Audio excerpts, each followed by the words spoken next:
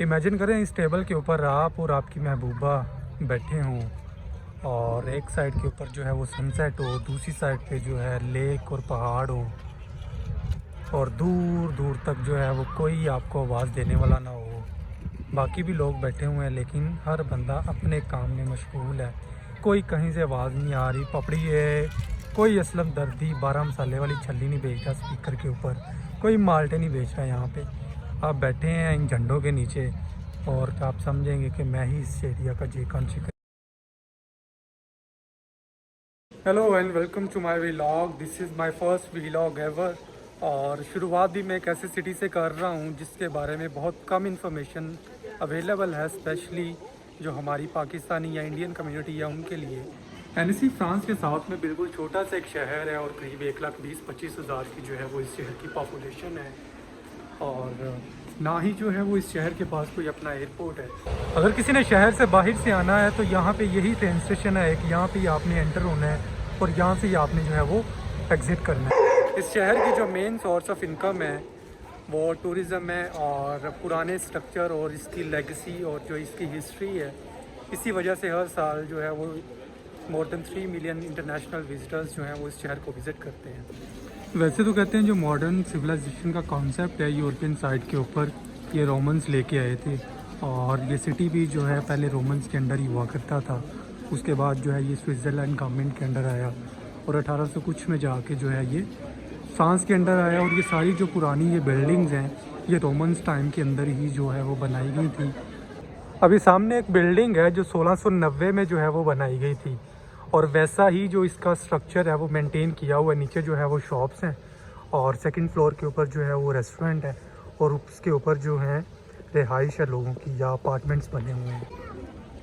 ये left side के ऊपर एनसी का डोम एरिया है और इसी एरिया में जो एनसी का सबसे पुराना चर्च है उसकी बिल्डिंग ये मौजूद है जो करीब 1360 के अंदर जो है वो बनाई गई थी। और ये एरिया किसी टाइम के अंदर इनका जो है मार्केट प्लेस हुआ करती थी। यहाँ पे डिफरेंट जो है वो स्टॉल्स लगा करते थे और इसके सराउंडिंग्स के अंदर जो बिल्डिंग है और ये जो शॉप्स हैं अभी तक वो उसी सेम हालत के अंदर जो है वो प्रिजर्व हैं। जिस तरह से ओवरसीज़ पाकिस्तानियों की तादाद ज़्यादा हो रही है, नॉर्मली हर कंट्री या सिटी के अंदर हमें पाकिस्तानी मिल जाते हैं, लेकिन इस शहर के अंदर जो है वो ना ही कोई पाकिस्तानी कम्युनिटी है। उसकी रीज़न यहाँ पे ये है कि गिनती के 3 या 4 पाकिस्तानी हैं जिनमें से एक मैं हूँ और इसी वजह से कोई डिटेल्ड गाइडलाइन यूट्यूब के ऊपर जो है वो इस शहर के बारे में अवेलेबल नहीं है। तो मेरी ये कोशिश होगी, क्योंकि मैं भी यहाँ पे एज ए इंटरनेशनल स्टूडेंट आया था, तो कोशिश मेरी यही होगी कि मैं कंप्लीट गाइडलाइन जो है वो आप लोगों के साथ शेयर करूँ। अगर किसी ने एज ए इंटरनेशनल स्टूडेंट यहाँ पे आना है या अगर कोई विज़िट वीज़ा के ऊपर इस शहर को सिर्फ विज़िट करने के लिए आना चाहता है तो उनके लिए सारी इन्फॉर्मेशन मैं टाइम टू टाइम आने वाली वीडियोस के अंदर आप लोगों के साथ जो है वो शेयर करता रहूँगा। अगर इंटरनेट के ऊपर हम एनसी के बारे में कोई चीज़ सर्च करते हैं तो पहली इंटरेक्शन हमारी इस बिल्डिंग के साथ होती है जिसे पैलेस दिलील कहा जाता है और ये एनसी के ओल्ड टाउन में मौजूद है और यहाँ पे ही आपको एनसी के जो सबसे पुराने होटल्स हैं वो भी आपको मिल जाएंगे और एनसी की सारी पुरानी बिल्डिंग्स भी यहाँ पे मौजूद हैं। ये एक चर्च की बिल्डिंग है जो आज से करीब 400 साल पहले जो है बनाई गई थी और इसके सराउंडिंग्स के अंदर जो है आपको डिफरेंट रेस्टोरेंट्स, पब, बार और डिफरेंट चीज़ें मिल जाएंगी। पैलेस दिलील को आज से करीब 800 साल पहले 12वीं सदी में रोमन्स ने बनाया था, क्योंकि ये उस टाइम के अंदर ये सिटी जो है रोमन एम्पायर के अंडर हुआ करता था। और इस सिटी को वैसे तो जो है फ्रांस का वीनस भी कहा जाता है। उसकी रीज़न्स जो हैं वो ये कनाल्स हैं जो सिटी और ओल्ड टाउन के अंदर से जो है वो गुजरती हुई जाती हैं। ये इसका एंट्रेंस पॉइंट है, लेफ़्ट और राइट साइड के ऊपर जो है ये कनाल्स हैं और अभी इसके अंदर चलते हैं। अब यहाँ पे कैफ़ेज़ बन गए हैं, बार हैं, लोग आते हैं यहाँ पे बैठते हैं और ये इस बिल्डिंग का जो है फ्रंट स्ट्रक्चर है। और अभी आजकल जो है किसी रीज़न की वजह से जो है ये बंद किया हुआ उन्होंने, विजिटर्स भी जो है वो बंद है। ये इसकी पुरानी जो है वो आर्ट गैलरी है, यहाँ पे डिफरेंट पेंटिंग्स जो हैं वो सेल होती हैं इस सिटी की। इंटरनेशनल टूरिस्ट के लिए सबसे बड़ी अट्रैक्शन जो है वो इस शहर के अंदर ये एनसी लेक है और जो करीब 27 किलोमीटर स्क्वायर एरिया के ऊपर जो है ये फैली हुई है और यही वजह है कि हर साल जो है वो इतने ज़्यादा लोग इस शहर को विज़िट करते हैं। इस लेक को क्रिस्टल क्लियर लेक भी कहते हैं और ये भी कहा जाता है कि ये पूरे यूरोप के अंदर सबसे जो साफ़ पानी वाली लेक है वो ये एनसी लेक ही है।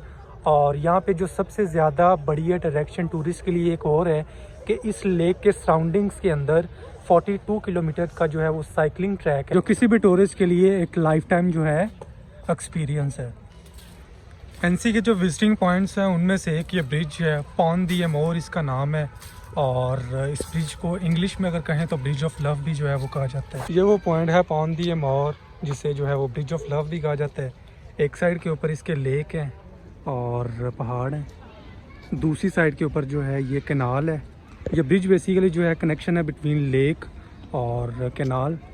यहाँ पे लोग आते हैं डिफरेंट, ये इन्होंने अपने प्यार की जो है वो निशानियाँ यहाँ पे छोड़ी हुई हैं। और यह भाई लगता सीरियस लै गया एलेक्स, एक घर का ताला खोल के ला गया इतने। पुराना सिटी होने की वजह से यहाँ पे हर साल जो है वो डिफरेंट इवेंट्स ऑर्गेनाइज करवाए जाते हैं।